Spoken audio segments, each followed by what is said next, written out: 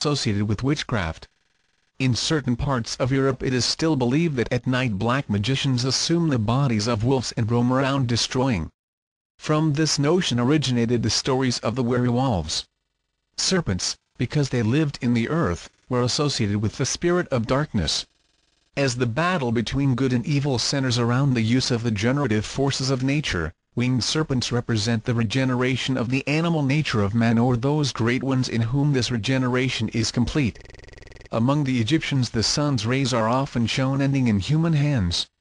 Messens will find a connection between these hands and the well-known paw of the lion which raises all things to life with its grip. Solar colors.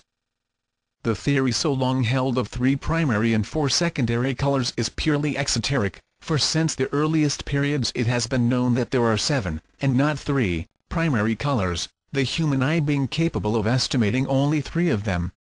Thus, although green can be made by combining blue and yellow, there is also a true or primary green which is not a compound. This can be proved by breaking up the spectrum with a prism.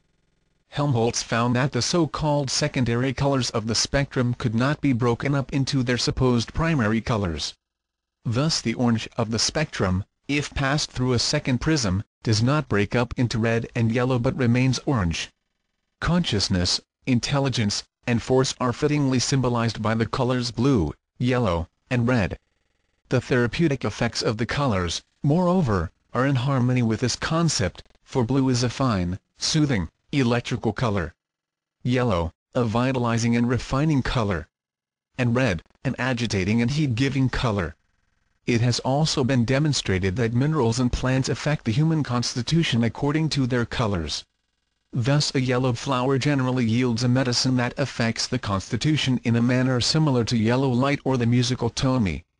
An orange flower will influence in a manner similar to orange light and, being one of the so-called secondary colors, corresponds either to the tone ray or to the chord of do and mi. The ancients conceived the spirit of man to correspond with the color blue, the mind with yellow, and the body with red. Heaven is therefore blue, earth yellow, and hell, or the underworld, red. The fiery condition of the inferno merely symbolizes the nature of the sphere or plane of force of which it is composed. In the Greek mysteries the irrational sphere was always considered as red, for it represented that condition in which the consciousness is enslaved by the lusts and passions of the lower nature. In India certain of the gods, usually attributes of Vishnu, are depicted with blue skin to signify their divine and supermundane constitution. According to esoteric philosophy, blue is the true and sacred color of the sun. The apparent orange-yellow shade of this orb is the result of its rays being immersed in the substances of the illusionary world. In the original symbolism of the Christian Church, colors were of first importance and their use was regulated according to carefully prepared rules. Since the Middle Ages, however, the carelessness with which colors have been employed has resulted in the loss of their deeper emblematic meanings.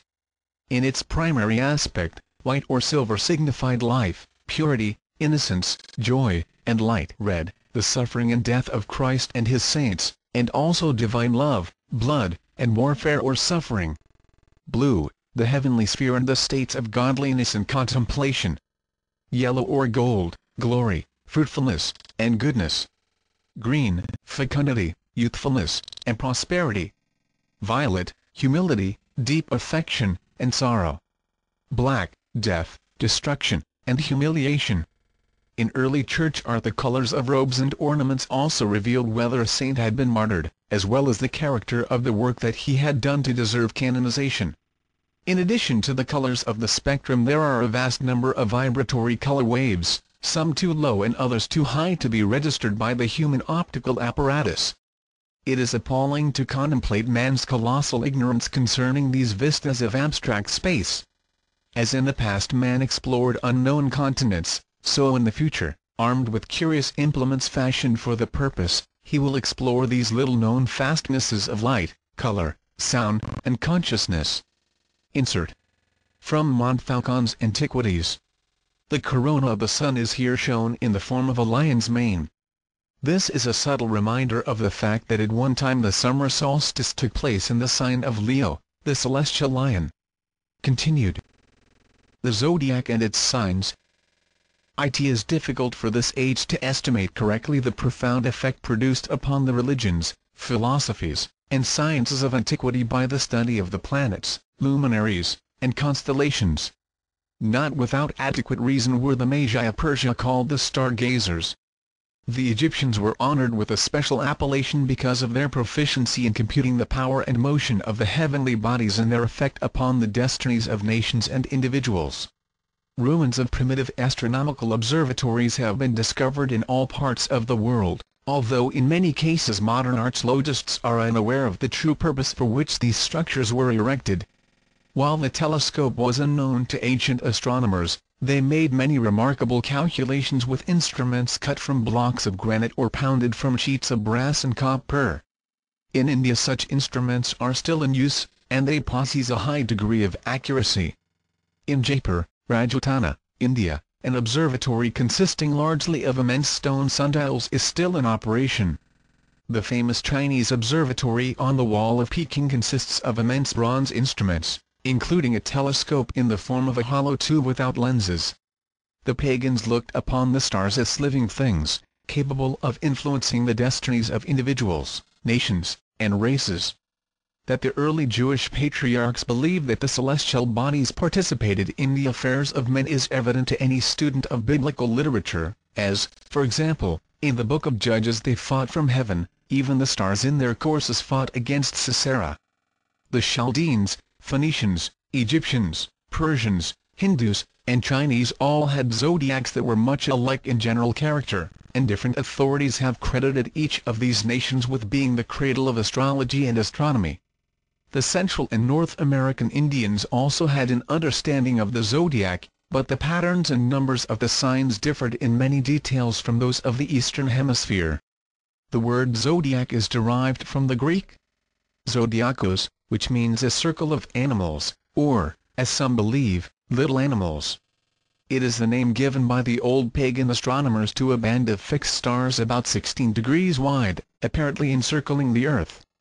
Robert Hewitt Brown, 32, states that the Greek word zodiakos comes from zoon, meaning an animal. He adds this latter word is compounded directly from the primitive Egyptian radicals, zo, life, and on, a being.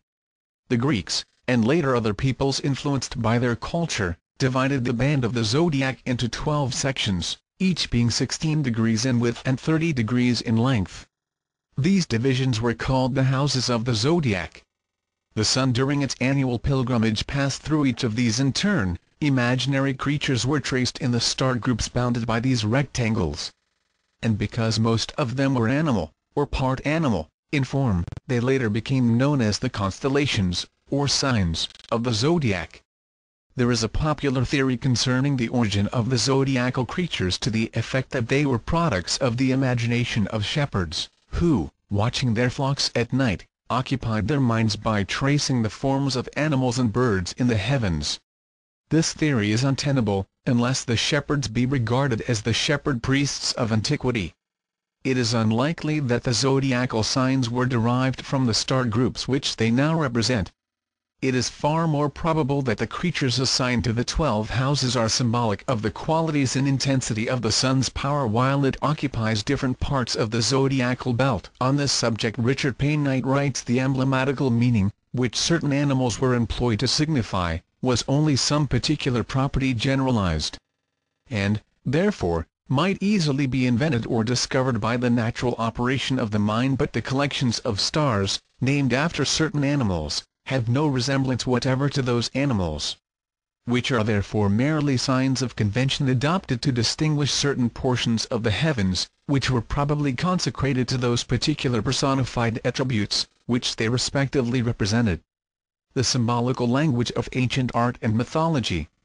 Some authorities are of the opinion that the zodiac was originally divided into 10 instead of 12 houses, or solar mansions. In early times there were 2 separate standards, one solar and the other lunar, used for the measurement of the months, years, and seasons. The solar year was composed of 10 months of 36 days each, and 5 days sacred to the gods. The lunar year consisted of 13 months of 28 days each, with 1 day left over. The solar zodiac at that time consisted often houses of 36 degrees each. The first 6 signs of the zodiac of 12